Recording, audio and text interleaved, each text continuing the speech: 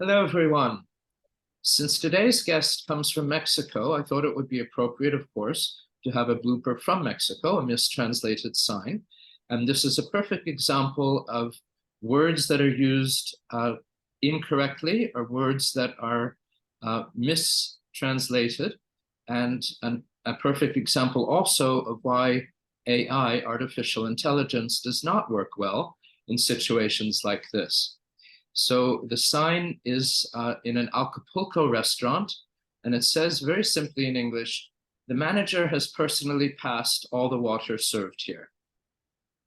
So with that double meaning, today's guest is Richardo Franco.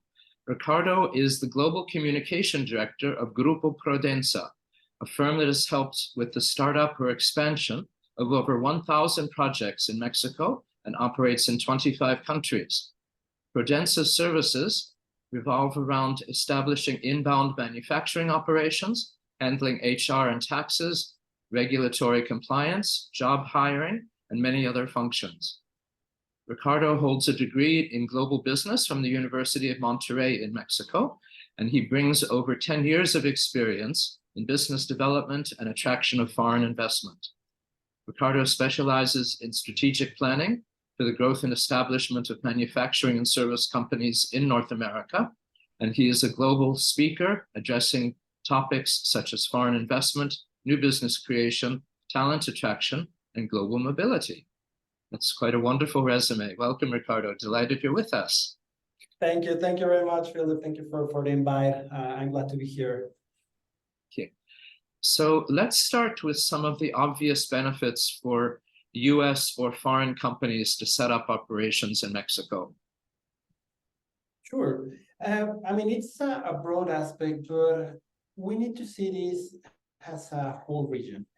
Mexico has been one of the closest allies in commercial side to the US for the period of history between both nations. And recently, after the Second World War, we have seen an economic development on both areas. But it's important on when it becomes an important factor for the investment is after 1965, when we have the Maquiladora agreement, and we will address that later. But this is when people start to, when we start this phase of globalization, the companies start to look for where I can produce where can I produce my products, where I can give my services on a cheaper way, or where I can get closer to my final market in an easiest way. And this is when companies started to arrive to Mexico. Now, after 1993, and this is all of the context, the general context of why are the obvious reasons to come to Mexico. After 1993, we have the NAFTA agreement in place. The real flow of investment started to arrive. Mexico has an economy that more than 30% of the economy is based on the manufacturing of products. And we have been growing based on the production and the integration of complex products to address to the US markets. Mexico is an economy that has been developing, and right now, more than 20% of the economic active population works directly within the manufacturing industry.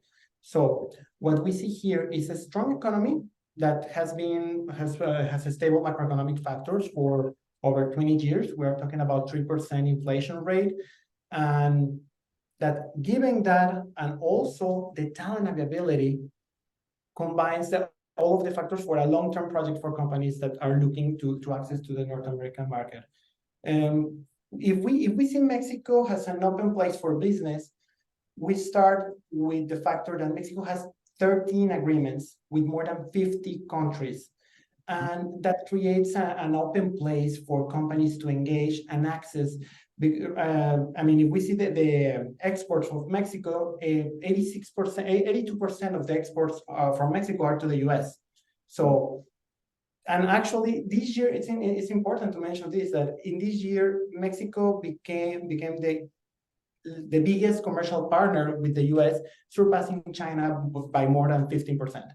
So Given this factor that we are close commercial allies, and now that we see this growing in the number of investment, companies started to find in Mexico not only a cheaper labor or cheap cost, but also good environment for growing and sustainable business here, a long term with a strong supplier base, good logistic good logistic cost, and also when we are talking about the integration of these commercial agreements of the countries, that enables the flow of all of the supply chain to integrate in one place and get access to this market.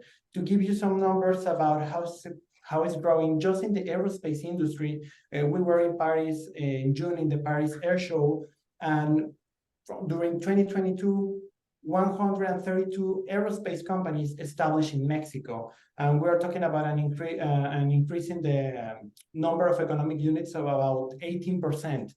Now, all of these, you can see the history. If we put all of this in numbers, in 93, when we started the NAFTA agreement, and when we started to see that Mexico has a good potential for economic development through manufacturing, the total value of the exports in Mexico were $33 billion US. Right now, in 2023, the total value, well, including 2022, it's more than 500 billion. We're talking about a 10-time increase of that investment. So summarizing all of the factors, we're talking about a solid economy with stable macroeconomic factors. We have openness for doing business with a lot of countries integrating that supply chain, logistic costs that are efficient, and we have a solid infrastructure already in place. The last 20 years, the Mexico government has invested a lot in the highway networks, in the railway networks have been recently investing on the power and electricity. The energy sector has the capacity and has one of the most advanced distribution networks, not talking about production, but distribution networks that is also interconnected with the US. So all of this, it's a great field for companies to find a long-term business plan here. That's fascinating. Obviously a lot of wonderful statistics and a lot of factors that I was not totally aware of. You mentioned in the beginning of your presentation about maquiladoras. It's one of the incentives for companies to move. Maquiladoras, for people who don't know, many American business people have heard the term. Foreign business people perhaps have not. But a maquiladora is a factory in Mexico that is set up to export its products to the investing country. So in many cases, these are US firms that are investing, and therefore the exports return to the US. As you said, about 82% of Mexico's exports do come to the US. Are these maquiladora factories primarily along the US border, or are they scattered throughout the country? It's a good question.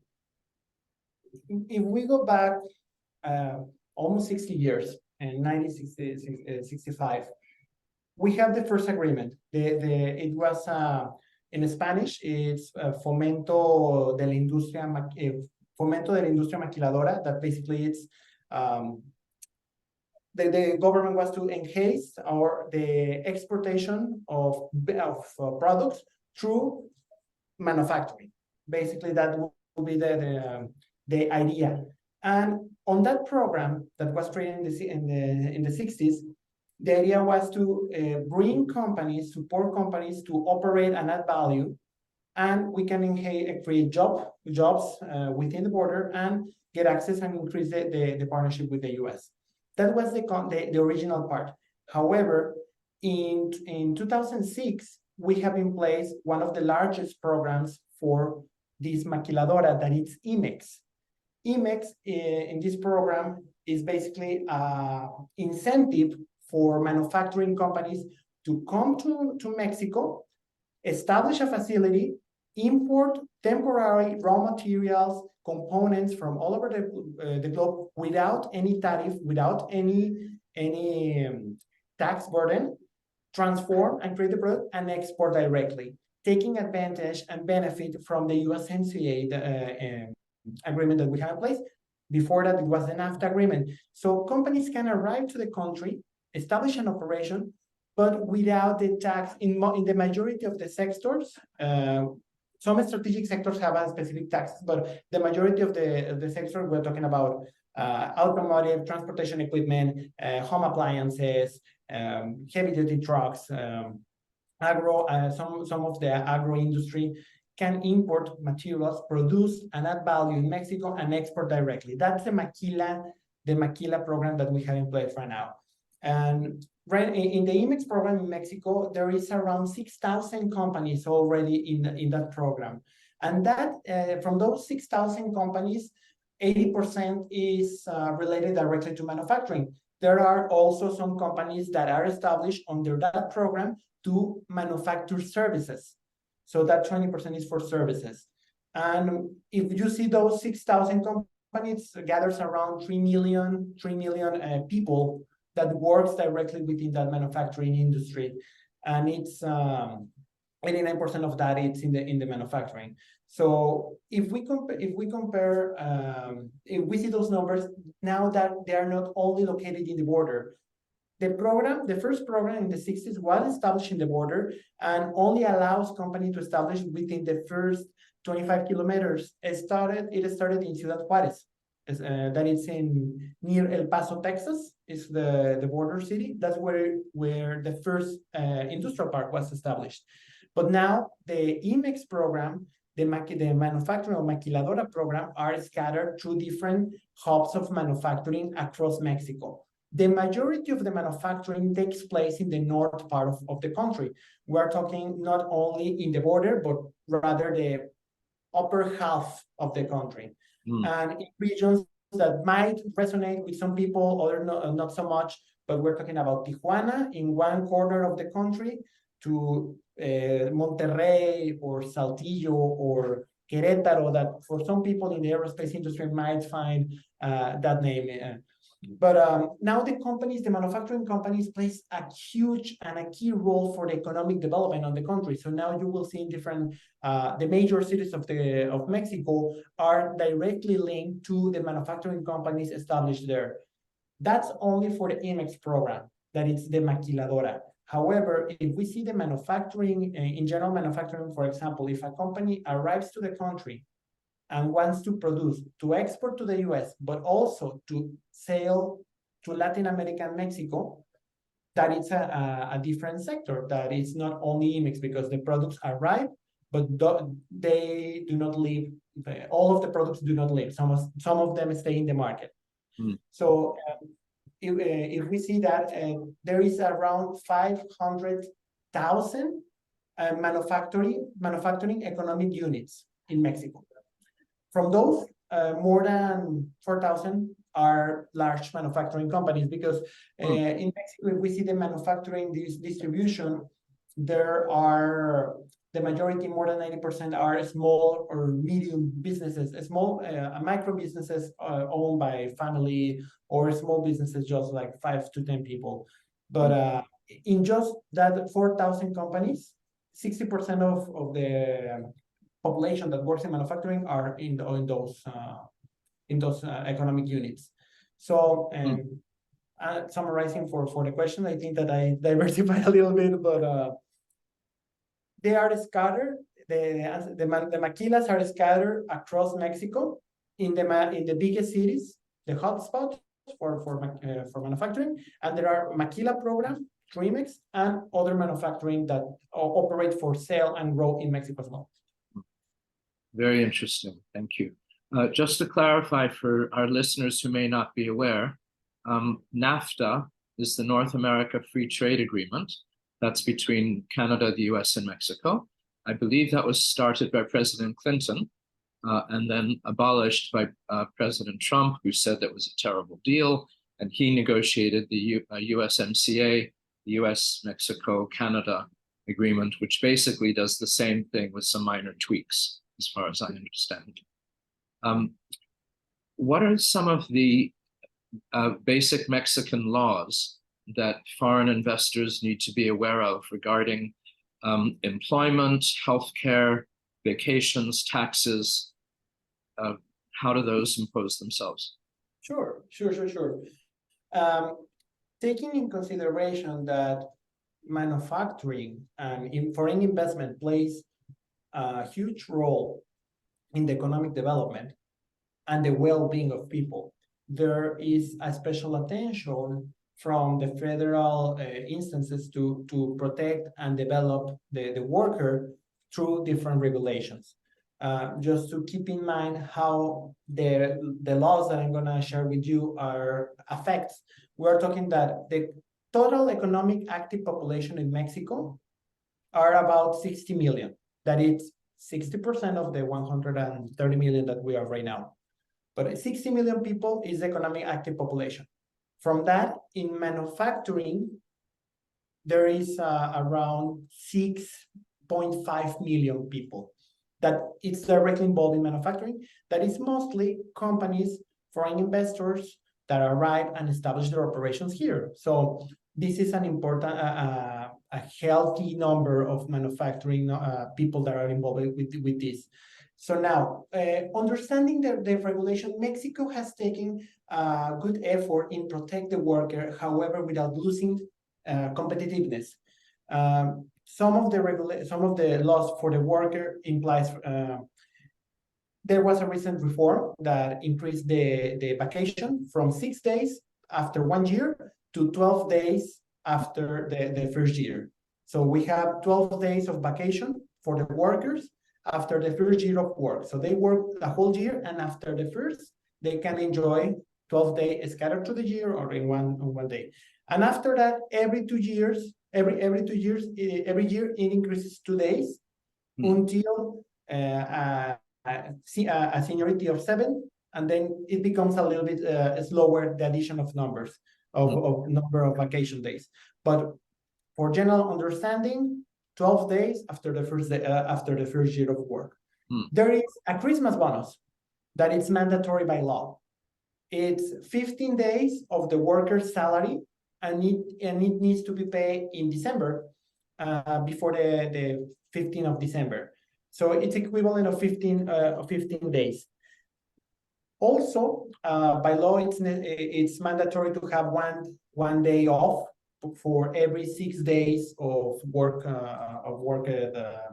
number of hours. And there is a vacation premium that it's also mandatory.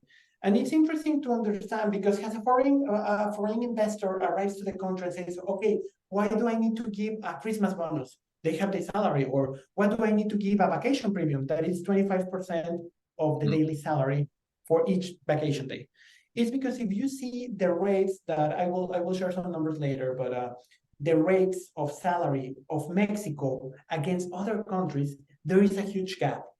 So this type of regulations creates a better environment for the worker that has an impact on the life and on the life of the families and the income, without also losing the competitiveness of the country. So we have seen that we have 12 days of vacation, 1 day off for every 6 days. There is a vacation premium of 25% of the daily salary for every vacation day that they enjoy. For maternity leave, it's around 90 days. It's around 90 days. Paternity leave, when they have a child, it's 5 days. And there is a severance payment that it's mandatory after they have an undefined or on a contract without any specific date. That is 3 months of the salary. And one of the most controversial laws that we face when we're talking about companies establishing operations here is the PTU, that is profit sharing law. By law, companies established in Mexico needs to share 10% of the annual profit between the employees And that 10% is distributed according to seniority, level of responsibility, and it doesn't include directors or shareholders, stakeholders and shareholders, but rather the whole base of the workers. And that 10% is paid in May. And this is some of the general mandatory by law for the workers. But additional to that, I mean, the taxes or the regulations that we have are fairly similar to the US. You have an income, it's ISR in Spanish, that will be an income over revenue, a tax over revenue that is around 30%. If you are a company that generates profits in Mexico, if you are an IMEX program, a Maquila program, you are exporting tax free. Now, you have the IRS, you have the VAT that is 16%. And aside from that, I mean, that's a general overview of the workers. Mexico has a paternalistic approach on the workers in terms that covers a bit of all of the necessary areas: paternity leave, maternity leave, the severance payment. We have a strong labor law to protect the worker. However, these do not affect the productivity or the attractiveness of Mexico for new investors. I mean, the holidays in general are around 6 days. That is by law. It's one of the lowest if you compare to the OECD countries. And if you see the number of this is not related to the regulations, but it's an important factor. Mexico is one of the countries with the highest number of worked hours per person.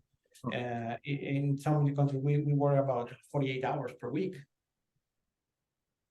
up to 54. Yeah. Oh, it's very interesting. Fascinating laws.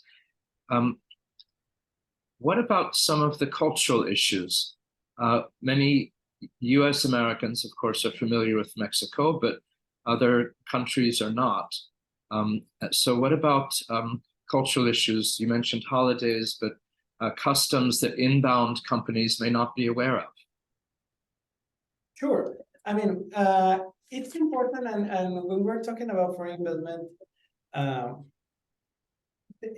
on the first part of this wave of investment, it wasn't the majority of the US companies. However, after the 2000s, we have seen growing investment from Japan, from China, from Germany. And it's common for the people arriving to misunderstand how the culture works and how does this play a key role for the success in doing business here. For example, when we're talking about a specific, I'm going to take an example from Japanese companies. Japanese companies, people working for Japanese companies in Japan tend to have a lifelong relationship with companies or long-term relationship with companies. You create your career and you are part of that. I mean, it's a strong bond of the worker with the company. However, right now, Mexico has a dynamic market. Mexico has a lot of it's an employer's market right now that it's attractive because of the talent availability that I'm gonna mention a little bit more later. But because it's attractive, there is a lot of companies arriving, and companies are competing for the top talent.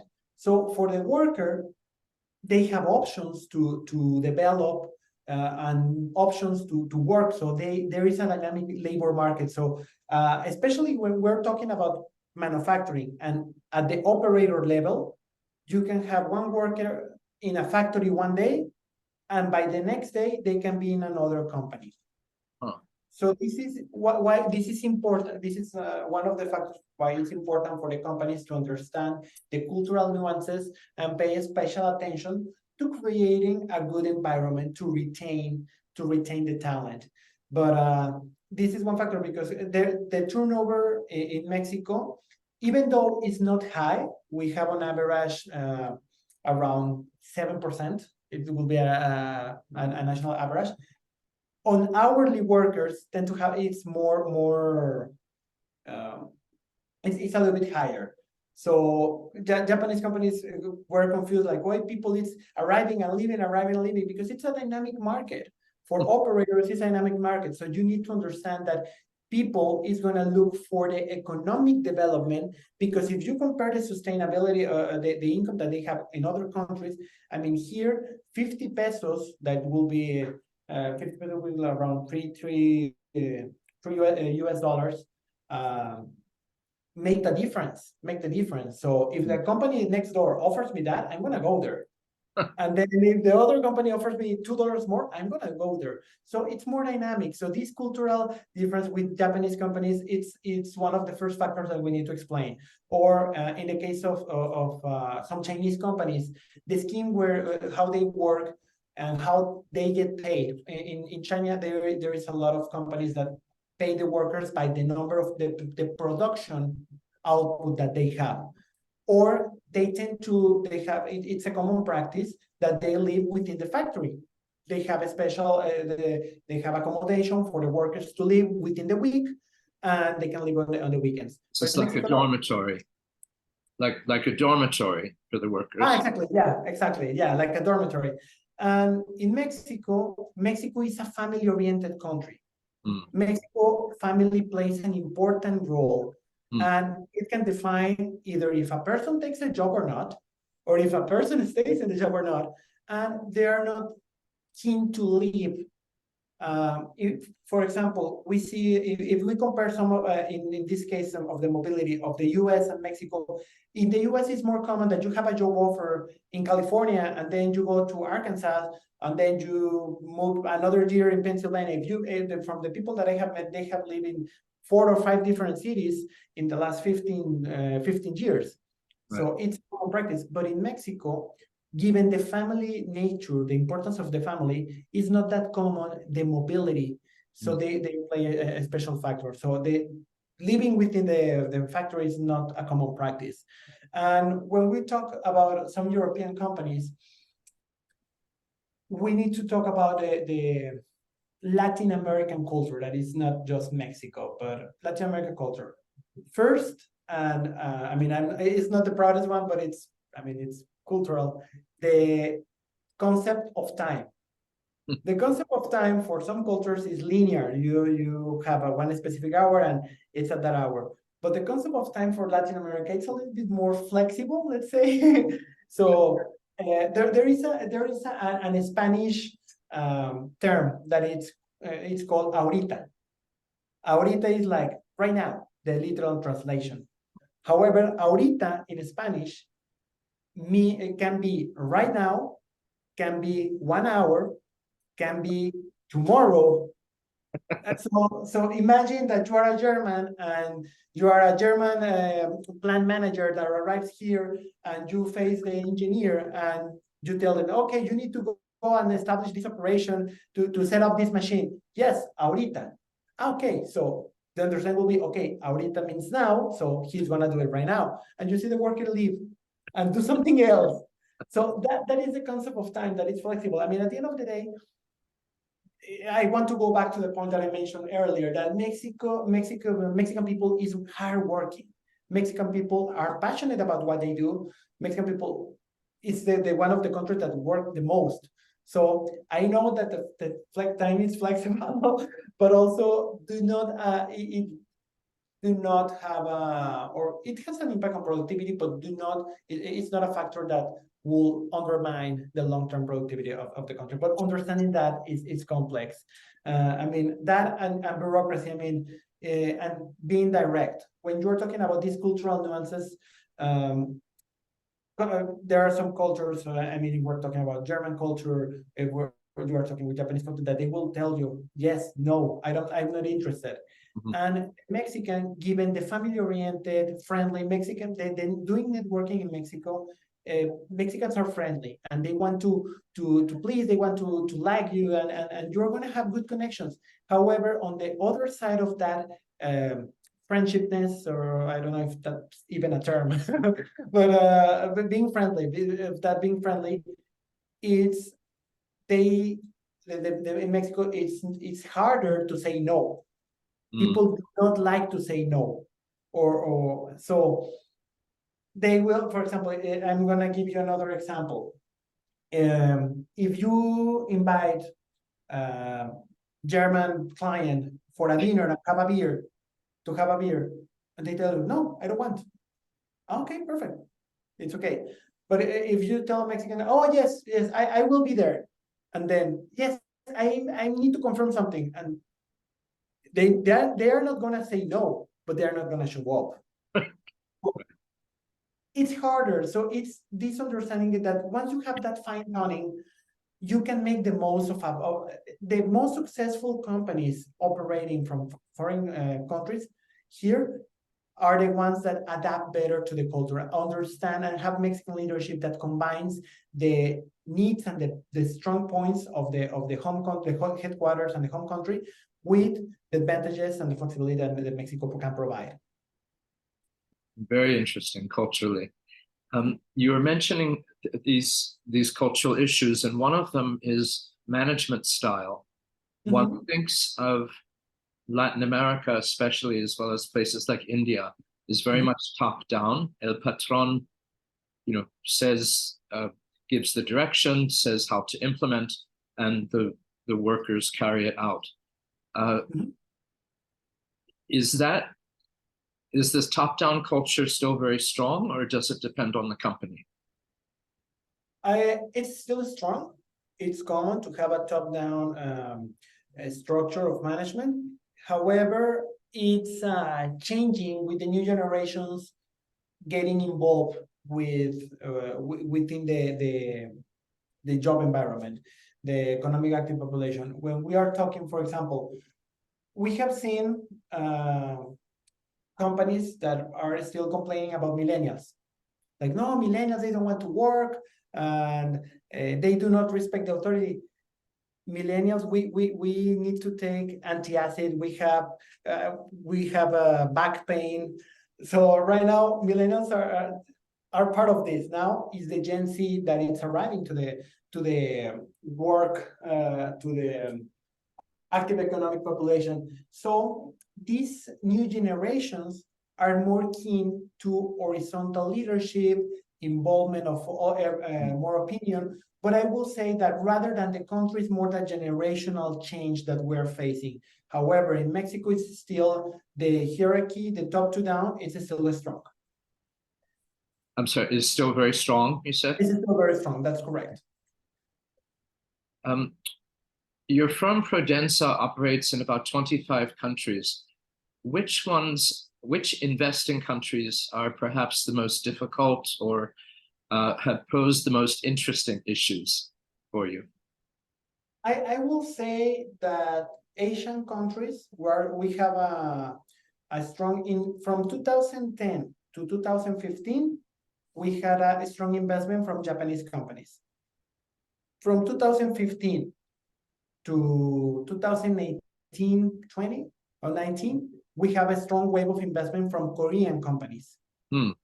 And from 2020 up to now is the Chinese investment that it's coming here.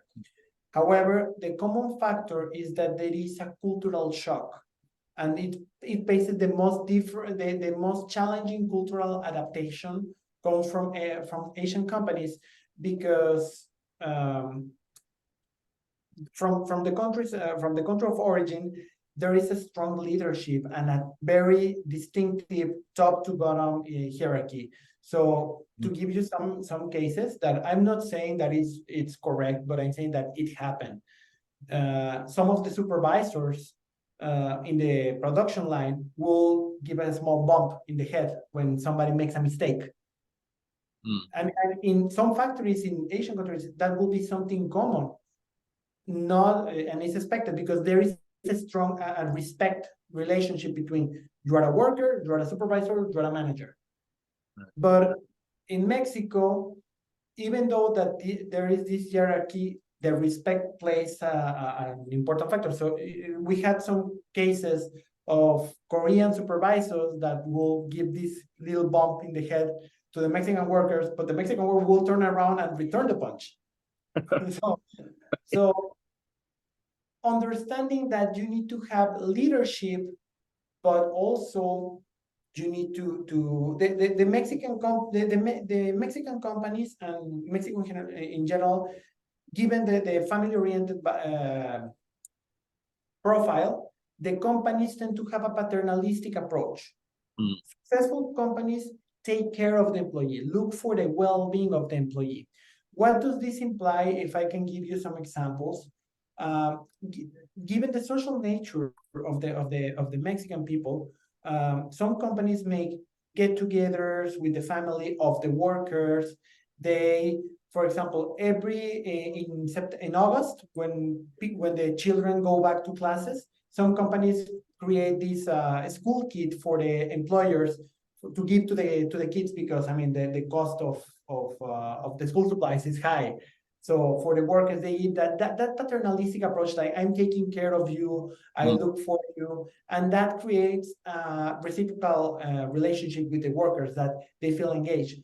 If you compare that to companies when they just arrive from Asia, that it's strict, like you need to be here because I'm paying you to be here. It's hard.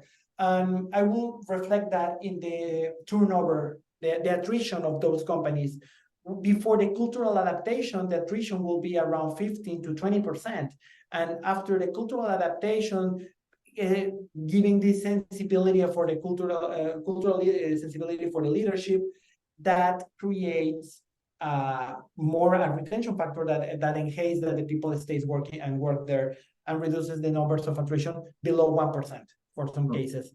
And one example, maybe I'm going back to the question, but it's a good example that it's a shock for companies when they arrive and when they are making the compensation for the compensation package.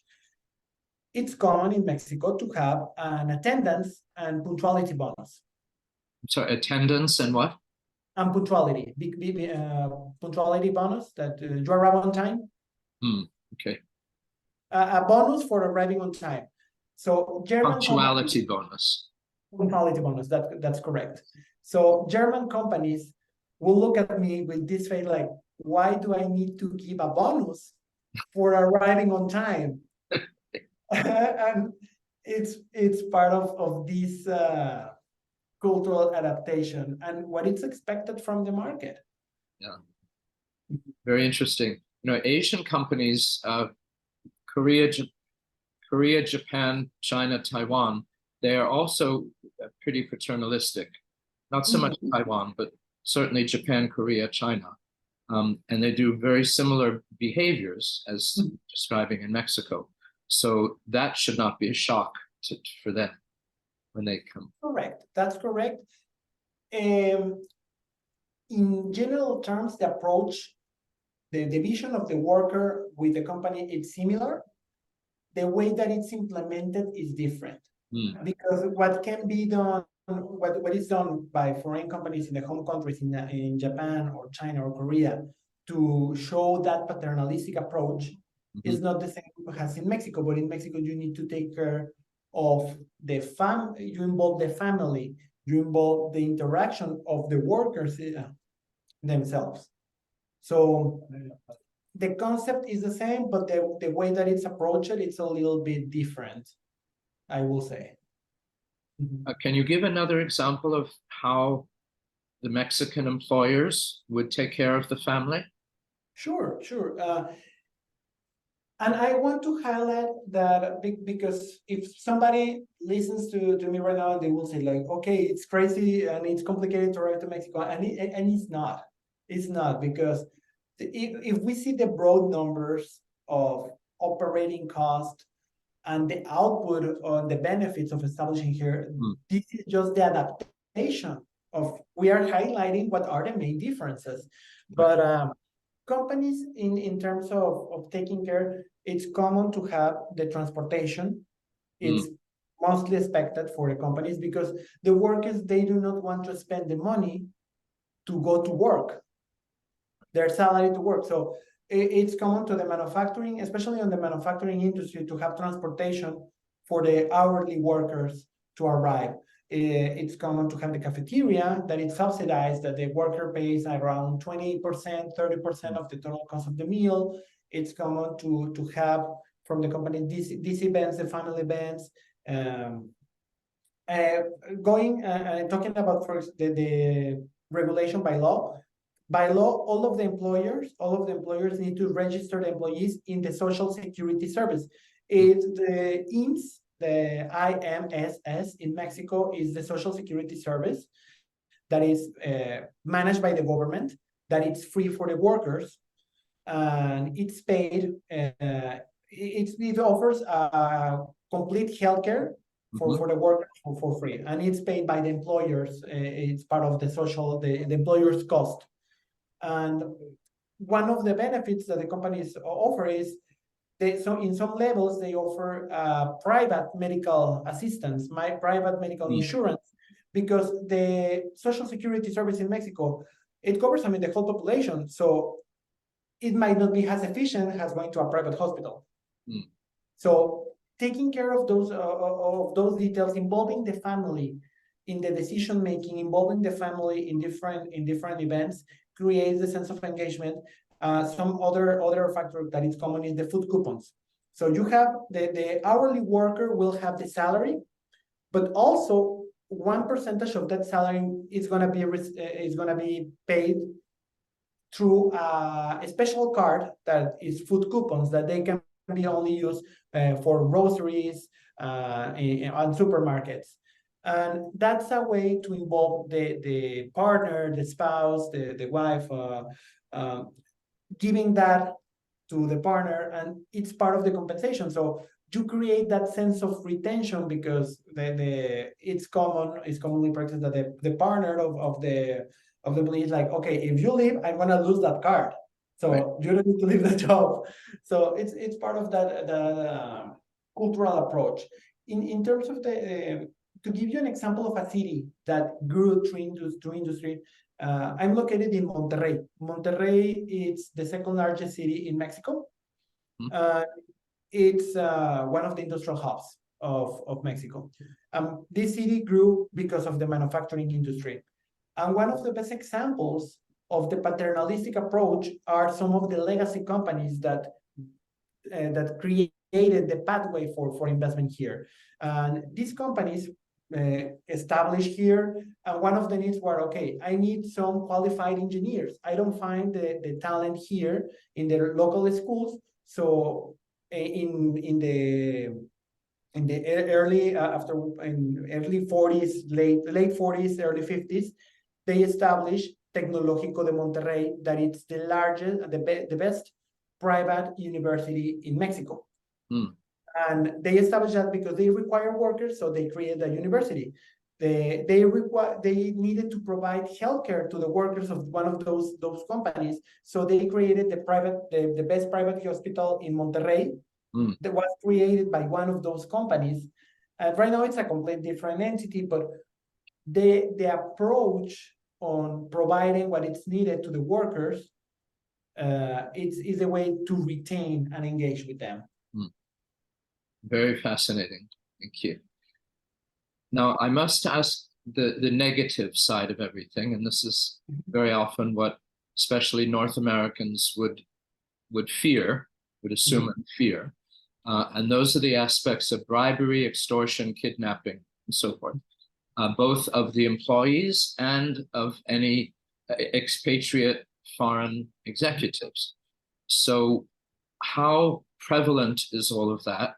And how real is are these fears?